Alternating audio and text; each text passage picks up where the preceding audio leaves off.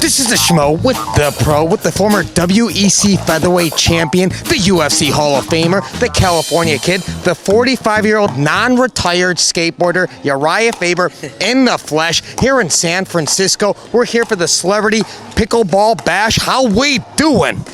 Pretty good, man. I played pretty well yesterday, I gotta admit. I was surprised. Game time came up and I showed up, so I think I tied for 4th place. Couldn't have done that without you. What do you mean, without the Schmo? All I did was present things on the mic. It was all you, man. You were taking down the Goliaths, the Giants, the NBA players, man. Size doesn't matter here. Yeah, that was 2 7-footers. That was pretty fun. The contrast was pretty incredible. I mean, they could cover a little more ground. We were a little quicker. You know, it's a little give and take on the size thing. How did you pick up pickleball so fast? Pickleball, if you haven't played pickleball, it's pretty easy to catch on to, especially if you've ever played ping pong or any paddle sport.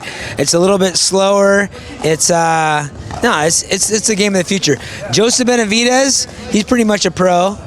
Daniel Rubenstein, pretty much a pro. Some of the MMA pickleball fans. We got to get them competing in the next one of these. I agree, definitely. We'll talk to the Schmo for a second. You're always busy. Next week, you're going to be in Seattle. Song Yadong, main event against Henry Cejudo, a pivotal matchup in the bantamweight division. Is Song ready for his big Schmoment? I think so. I mean, Song has been a guy that's been constantly improving. Obviously, Cejudo is one of the best mixed martial artists of all time, which is amazing. So much respect for that guy. I mean, between the gold medals, the multiple world championships, and just the mentality to fight anybody. And he knows Song's a tough task. He knows he's a tough fight. So he's going to be ultra prepared. And we want the best Cejudo because Song's looking at the belt. He's looking to make a statement. I feel like very easily could have got the win against Peter Yan in the last fight, a very close fight. And so Song's looking to showcase a new skill set, a new level of his game, and he's only, 27 years old, something like that?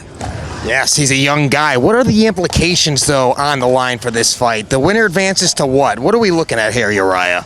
I think we're looking at a belt title. I mean, a shot at the belt. I think, like I said, if you go back and watch the Yan fight, Song was the better guy on the feet. He had a couple of things that maybe swayed the decision, but he's world championship caliber. He also accepted the fight against, Umar, and that didn't happen, but we were ready for that fight, which would have put us right there in the title hunt. So that one's one we want. Hopefully after this one between Merab and Umar, we'll get one of those two guys. I think it'd be key. Then where does Sugar Sean O'Malley fit in this equation? We've wanted Sugar Sean O'Malley for a long time, but the UFC I think, doesn't like the matchup, for a couple different reasons. But that's a fight that we'd love to see it sometime down the line. I mean, 2 strikers, both guys that love to put on a show. That would love that fight. Well, then let's talk about someone Dominick Cruz. He recently retired. What do you make of that? Man, what a career. I sent him a message and just congratulate the guy. Awesome career. It's unfortunate that he wasn't able to have his last fight, but guy knows when the body's saying no. So it's a lot of times when a guy's out so much and has these big moments to kind of reflect, where you're focused on getting back in. Now he can sit back and smell the roses a little bit. It's a good feeling. It's like, dang, sometimes you don't realize all the stuff you went through until you take a seat and hang it up. And he can be extremely proud. And I loved our rivalry. I think it was part of what made my career and a great part of the sport. And so I'm excited to see what he does next. Fondest Dominick Cruz moment? Oh my gosh, man. There's a bunch, but there was a time where we got put in a very strange situation. There was like a mix-up with the UFC PR team or something. They put us in this San Diego military program where we were supposed to go do an appearance. It turns out we spent 6 hours working as a team, celebrating the fallen troops and having to like put all our differences aside for a bigger picture. It was kind of a strange time, but we like let our guard down for a second, and then a couple days later back to enemies. The brotherhood of the fight game, we love to see it. But also, you're not retired.